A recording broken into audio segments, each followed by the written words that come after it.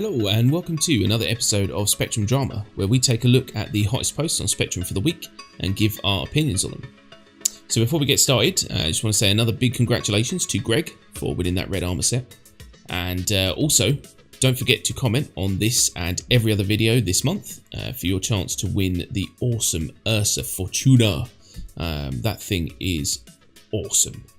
So yeah, definitely get commenting on that. And that's pretty much it, so let's get started. Okay, so first up we've got a post from Weavy, and it says, and here we have the nub of the issue. So he links a post. The post is regarding aimbot, basically, but we're talking about the auto-aim on gimbals. This is a big issue at the minute, and the gist of this post is essentially saying, you know, that the actual shooting part of combat is literally just a small slither of what you actually have to do in order to win a fight. You know, aiming isn't everything. I'll just quickly throw out the list. So it's got situational awareness, throttle management, predicting the maneuvers of your opponents, systems management, signature management, tactical maneuvering to get into a firing position, etc., etc. So there's a lot to think about in space combat. The actual pulling the trigger part is kind of just the last thing you do to seal their fate. So you know, I agree with this. I think that it is a very good point that's, you know, there's so much to think about that having an auto aim kind of I don't think is that big a deal. How do you feel about this? Yeah, I'm with you on this one. The whole this game is a shooter is a very incorrect statement. It's a space sim, so the flight of your ship is going to be the primary function most of the time. Yeah. And like you say, pulling the trigger on someone is like a very small part of the whole ballet of space combat. Yeah, I like it. Very arty way of saying it. Yeah, definitely. I mean, that's the thing. It is like a dance, you know, and everyone's got their part to play, and it's not just a case of just go forwards and shoot, you know. If it was, it'd be a boring game. The thing is as well, the way to look at this is a lot of people are comparing this, because they're using, like he says, that word shooter. They're comparing this to any other shooting game, and that's massively unfair, because if you think about it, right, if you watch any space film ever, and everyone will be pleased to know I am now fully into The Expanse. Oh my god. And so it's so good. But if you watch that or anything else, you'll see that, fair enough, they aim, but it's very loose term aim in a spaceship, because they're so advanced, they target for you most of the time. You know what I mean? You don't really necessarily need to point your guns at stuff. The ship will kind of do a lot of that for you. They're smart. And I think that's what they're going for here. They're saying, look, you know, the ship is smart enough to kind of get you in the general area, and then all you need to do is fine tune it. And I think that's absolutely fine. Yeah. I think the old flight models kind of spoiled a few people. It was very easy to turn, maneuver, and getting your target in the crosshairs. But now with this new flight model, this is kind of the way Star Citizen is going to be. They just need to, relearn. You know, some people have been apparently playing this competitively, and I'm doing air quotes there. You can't really do competitive in a alpha game. No. Because for reasons like this. You're going to spend many hours honing your craft, and then they will come out with a change, and it will wreck your play. Yep. Yeah, I mean, I've always prided myself on I'm quite an accurate flyer, you know, like I can get really close to the ground, I can go in at speed, and you know, all of that's changed, and I'm just relearning that. I'm just relearning it in a different situation. You know, it's harder to do, but once you get the knack of it, it's fine. It's the same as it was before. It's just there's a few more buttons to push. And then that's the problem, is that trying to label this a shooter and make it some sort of a sport would never work, you know, especially now, like you say, because it's alpha, but also just in general, because this game, there's too much to it for it to boil down to a shooter, and people who are playing it for that are just going to be disappointed. And that leads perfectly into the next post, which is from the Batman Who Laughs, apparently. And it is, Auto Gimbal is good for the health of the game. Star Citizen should not be a game that caters to the 1% pro level players. And basically the gist of this, we're on the same subject. We're talking about aim, the aim assist and all that kind of stuff. But what this guy's saying is you get this kind of 1% of pros who are like just ridiculously good at games. You get it in Fortnite, you get it in Battlefield, you get it everywhere. And they make the game less fun for everyone else, because if you come up against them, you will lose generally. 99% of the time. That's what 1% does. These guys are moaning that this game is trying to level the playing field, you know what I mean, to make it easier for the rest of us to compete with them. Tough and fuck off. because you have your 1% in every game. I mean, you make games unbearable for a lot of people, and don't get me wrong, I don't begrudge you. You are very good at what you do, but there has to be some balance. Do you know what I mean? And this isn't an auto aim; it's an aim assist. You still have to point your ship at stuff. So I think that again, we're kind of pointing at the wrong thing here. This is it's not actually going to make it much easier for people to kill people. It just means that it's one less thing that you have to think about in the 1,000 things that you have to think about. Yeah, and from my experience in the PTU, it doesn't really assist all that much. There's a small area that you have to get your target within.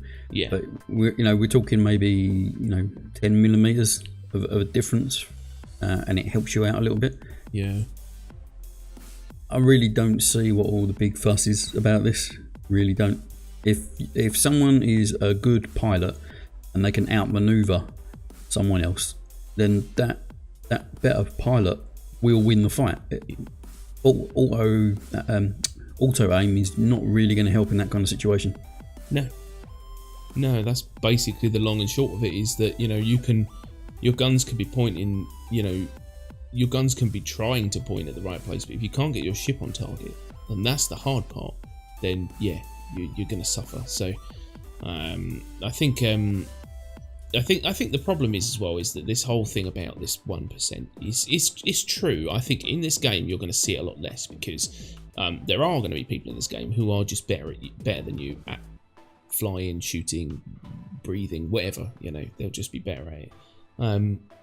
But because of the scope of the game and the number of components that exist, the number of ships that exist, the numbers of loadouts you can put in a ship, all these different variables are going to create something where that 1% aren't just going to get this constant run that they're used to, like you get in Fortnite. You know the map like the back of your hand. You know how every single part of that game is going to react, whereas in this it's fluid.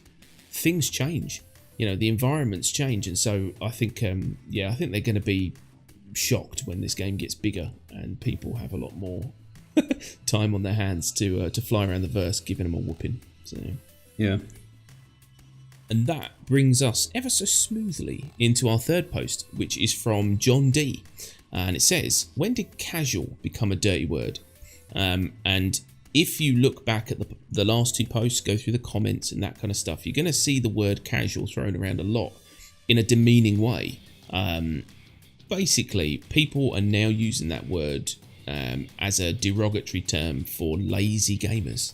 So they're basically saying, if you haven't got the kind of time I've got to put in, which is my entire life, to become the best at everything, then you're casual and you don't deserve my respect. And that's just not true. Some people have lives.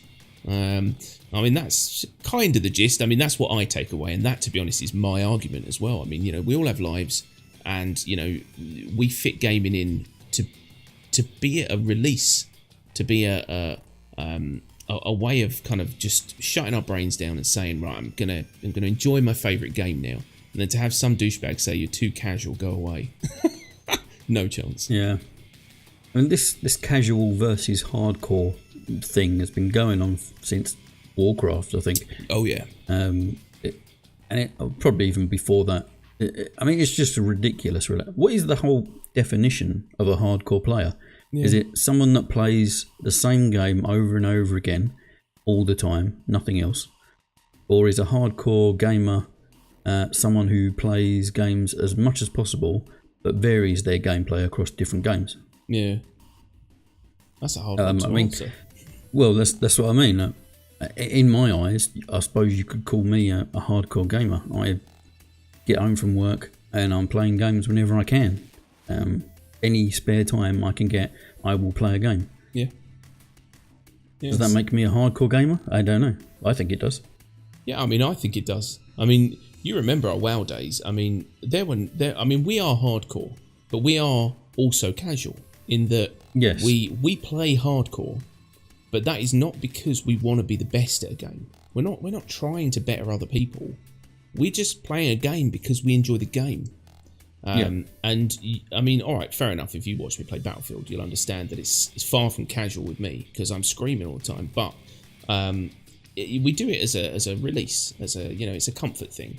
Like when we used to play WoW, there would be times when we would get in from work, we'd have about 6 minutes to eat, then we would be in a raid, and that raid we could be starting at say 8 in the evening, 9 in the evening because there were some Americans, and we would go until 3, 4, 5 in the morning, and then basically just shower and go to work. Yeah. That if that isn't the definition of hardcore, I don't know what is. But at no point were we... Alright, we were a lot better than other people in WoW, let's be honest. But at no point did we go around pointing at the people who couldn't get in the raid because they weren't good enough and say you're not good enough. Do you know what I mean? Because what's the point in making people feel shit about themselves? It doesn't make your enjoyment any more. Well, and if it does, you're a sociopath. Yeah, pretty much, yeah. Basically. Like this guy says, majority of people that play video games are casual. They get on when they can and play as much as they want and then stop. Yeah. They don't just pest the game like 9 to 5 every day. No. It's unhealthy. Yeah. I mean, that's what they're trying to stop, I think, at the moment. Like, they're trying to stop people from being pests. So, if anything, casual gamers is the correct way to game. Yeah, I would say so. You got to have a healthy balance, haven't you, with everything. Yeah. Try and squeeze some life in, guys. Yeah. Okay, so next up we've got a post from Perpetrator, and it says, overheating is what... Nope, let me try that again, and I'm going to have to lean away for this. Overheating is working as intended! Because I'm pretty sure he screamed at this. Yeah, don't caps your title. It doesn't make us read it anymore. Anyway, so it's been a long day. The gist of this is overheating is a problem currently in Star Citizen. Everyone knows this. It's twofold as well, because they have changed the overheat mechanic in order to prevent people from being able to just jump wherever you want or fly wherever you want, or speed up to crazy speeds and do maneuvers and all that. It's supposed to be more situational. But Perpetrator's saying that the overheating is working as it should, and I don't think that's technically true. This post is massive, so if you want to read the whole thing, definitely do, but that's kind of the gist. He's basically saying learn to play and you won't overheat, which I think is not right. Yeah, this post is way over the top. Yeah. And he even kind of contradicts himself a bit. There's a few times where he tries to reinforce the notion that your Star Citizenship is not a car, but then further down the post he will kind of compare your spaceship to a car. Yeah. It's a bit weird. Overheating is working as intended. No. Chris Roberts himself have already said that they need to tweak a lot of the values. So, I mean, in one respect, yeah, okay, it is as intended. That is the whole design idea for it. Mm-hmm. But it's going to change a lot over the next year. I can guarantee you that one. Yeah. mean, it's definitely not right. I mean, like you say, I mean, technically, if we want to be super technical here, he is right. It is working as they intended. It's just working. It's working a little too aggressively, basically. Yeah. And they're just going to tone that back and tone it back until they get it where they want it. So technically, you're wrong, mate. But you are also a bit right. But yeah, I mean, you know, there are a lot of things in this post which wound me up. But you can't compare a ship to a car, because a spaceship is not just a bigger car, because a spaceship is massively more advanced than a car. So those comparisons always get lost on me, because it's not like saying, oh well, I've got a bigger generator, but it's like having more horsepower. It's not. Those things don't equate. So you can't compare these things like that. The long and short of it is that at the moment you should be able to push your ship to a certain level without it overheating, and that isn't happening. People are finding that their ships overheat, literally just getting up to, you know, about 100 meters per second, and not even fully blasting it using afterburner. You know, they are literally just trying to fly it, and the ship's like giving them grief. So it's definitely not right, but I give him credit. It is kind of what they had planned. Yeah. I mean, if you put your ship, you can go max speed in a straight line, and it'll be fine. But as soon as you try to turn the ship, the manoeuvring thrusters will overheat fairly quickly. You have to be a bit conscious of your speed and what kind of vectors you're trying to get out of it at the time. And if you're in combat, then weapons might factor into it as well. There's a lot of things going on, and it's just people need to, they do need to learn how to control the ships again. But yeah, as we said before, things are going to get tweaked, and I'm pretty sure that CIG will kind of loosen up on the overheat factors. Yeah, definitely. I mean, that's the one part I think of the post really that I think he does hit the nail on the head. Is yes, we are all going to have to relearn how to fly our ships, because it is very different, and he is right that, you know, it's kind of like there will be certain cars which you can throw into a corner really fast, and it will grip and it will turn, and this is where we're going to compare to a car. But there are certain cars which you can't do that. You need to brake earlier. You need to either heat or cool the tyres, these sorts of things. It's going to be the same thing when you come to any manoeuvring of a vehicle. You know, you're going to massively overheat those manoeuvring thrusters if they're trying to counterbalance this huge ship that's trying to turn way too sharp and has all these G's pushing it a different way. Do you know what I mean? It's a bit of a mind. I've got to try and stop swearing. It's a bit of a mind masher. You know, to think about all of the different 3D mess that you've got of thrusters trying to just keep this ship going in the direction you want. Mental. So yeah, I can see why that would overheat, but I think that you're right. We just need to all get back in our ships and just go for a fly, and it'll all be fine. Yep. Training wheels back on. Yeah, training wheels. I want a bell. Okay, so last up we've got a post from Jack Axton, and it says, let's talk about Drake's upgunning.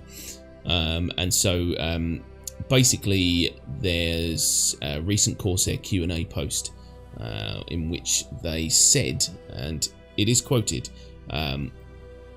while they may be less durable, their defense is more than enough for the intended role they're pitched at, and they're often upgunned to offset any deficit. Which is basically their way of saying that we throw on more guns because they're wet paper bags. Yeah, pretty much. Yeah. I mean, how does that sit with you? I mean, is that what you feel about Drake ships? Oh yeah, even from our testing, we know this is fairly true.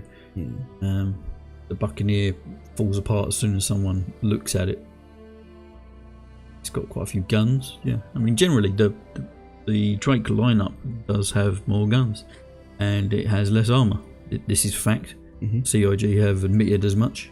I don't understand why people keep throwing up arms about this. It is a characteristic of the Drake ship line. That's what CIG want in it, and that is what it is in game. Yeah. I mean, if you don't like it, don't buy a Drake. Get a different ship. Yeah. I mean, you know, I understand, obviously, it is frustrating that you've got this cool manufacturer that are making ships, but the ships just aren't as good as other ships. Which I think is not a fair thing to say, because, I mean, some of the Drake ships are amazing.